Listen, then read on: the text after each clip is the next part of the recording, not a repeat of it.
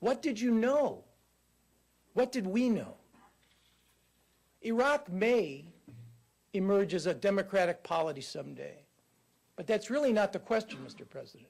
For you, the question, and for your predecessor, the question will be, what did it cost? What did it cost? My friend Tom Friedman talks about not being able to win the lottery if you don't buy a ticket. Well, Tom's right, but some tickets in life are too expensive. They're not worth buying. A study of the past, Mr. President, may help guide you in determining which tickets are worth buying and when to buy. Fifth, I know you want to get engaged in the Israeli-Palestinian conflict, but let me offer you a very frank, cruel, and unforgiving piece of advice. There is no, and I choose my words very carefully here, there is no conflict-ending solution to the Israeli-Palestinian problem now. No conflict-ending solution. No solution that would allow an Israeli prime minister or a Palestinian president to stand up to their respective publics and say, it's over. All claims have been adjudicated. All irredenta have been abandoned. We may not love one another, but we have peace as the absence of war, and we're going to work to transform attitudes. That possibility, that outcome, that solution is not possible. You will fail if you try to achieve it. But even with this piece of advice, you must find a way to get your arms around the situation in Gaza. If it's managing, so be it. If it's stabilizing, so be it. Because the Israeli-Palestinian conflict is still the core.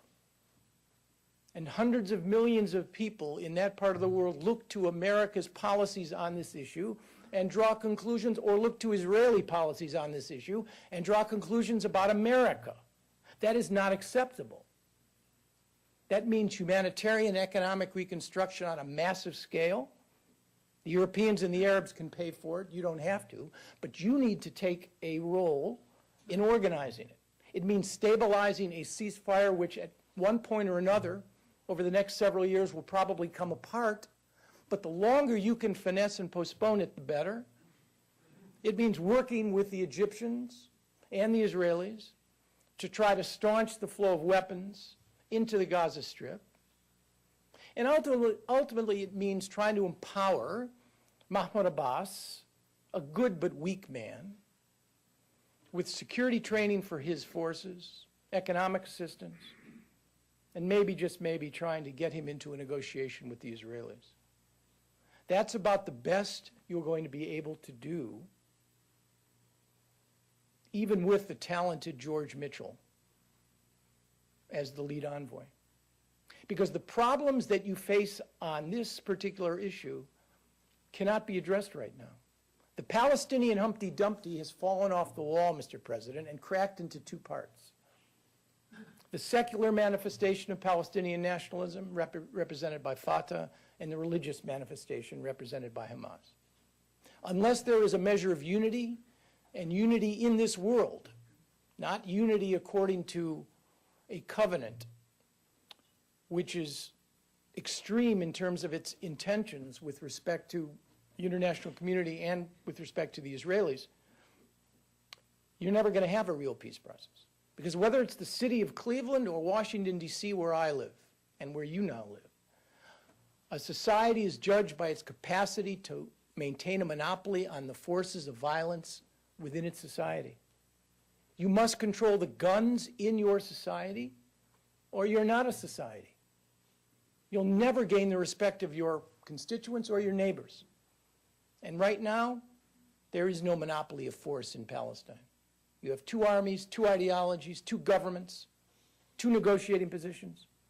No Palestinian leader would ever commit on behalf of the Palestinian people in these circumstances, and no Israeli prime minister would ever make concessions to a Palestinian partner that doesn't control all of the guns. This, and there are other problems, this is the largest one you will face, and it puts an Israeli-Palestinian conflict virtually beyond your reach. 6. There is a deal, however, Mr. President, but it's farther north. And it's a deal between Israel and Syria. It may not be a happy deal. It may not be a warm deal. But there's a peace treaty there. It's doable. 2 states, both of which have adhered to the June 1st, 1974 disengagement agreement negotiated by Henry Kissinger more than 4 decades ago, has meant that this space is the quietest space in the entire Middle East. There are fewer settlers on the Golan Heights. There are no radioactive issues like Jerusalem to blow up the negotiation. You have 2 states, not a state and a national movement seeking to become a state. This is a deal that will be excruciatingly painful. And I don't know, Mr. President, whether an Israeli prime minister or a Syrian president is ready to pay the price, or whether you are, because it's going to take your involvement and the Secretaries of State, but your personal involvement. But it can be done. And if it were to be done, you could begin to realign forces in the Middle East that would really serve American interests. You would pose critical choices to Hamas, Hezbollah, and to Iran if you could create an Israeli-Syrian peace treaty and everything that would go along with it. It's doable, and you should go for it. 7, and let me make this very clear, because I've been much misunderstood on this point. We have a special relationship with the State of Israel. It's lasted 60 years. It's driven by value affinity, which is the most important ingredient of relations between any 2 countries, shared values. It also enhances our role in negotiations. My phone rang all those years, Mr. President, and yours will too, because we are perceived to have influence and enjoy Israel's intimate confidence. We are a sought-out broker because of our relationship with Israel, not despite it. But, Mr. President, the special relationship which serves our interests has changed under your 2 predecessors. 8 years under Bill Clinton and 8 years under George W. Bush. Your 2 predecessors have allowed the special relationship to become exclusive to the point where we can't or won't criticize Israeli behavior that undermines our interests, Israeli behavior that has nothing to do with Israeli security. Of what possible utility, Mr. President, is the presence of 250,000 of Israelis encouraged by Labor and Likud and Kadima governments to live beyond the Green Line in the West Bank? How does that relate to Israeli security? What about land confiscation? How does that relate to Israeli security? What about housing demolitions? How does that relate to Israeli security? We're Israel's best friend. We have an obligation and a responsibility in this regard.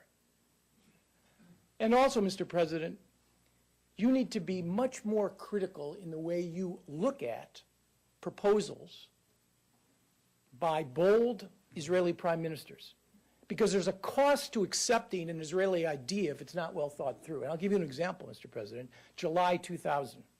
That summit at Camp David, which turned out to be a disaster, would never have taken place had not Ehud Barak pushed and pushed and pushed your predecessor, President Clinton, and his advisors, including myself, who far too readily acquiesced in a summit that had to fail. Arafat clearly wasn't ready for it. He stands at the top of the pile. Barak wasn't willing to pay the price that was required. And your predecessor allowed the summit to run him, rather than his managing the summit. Do not acquiesce unless you think very clearly about how this Israeli idea, or that, affects American interests. It's not too much to ask, Mr. President. 8, the U.S. and Iran.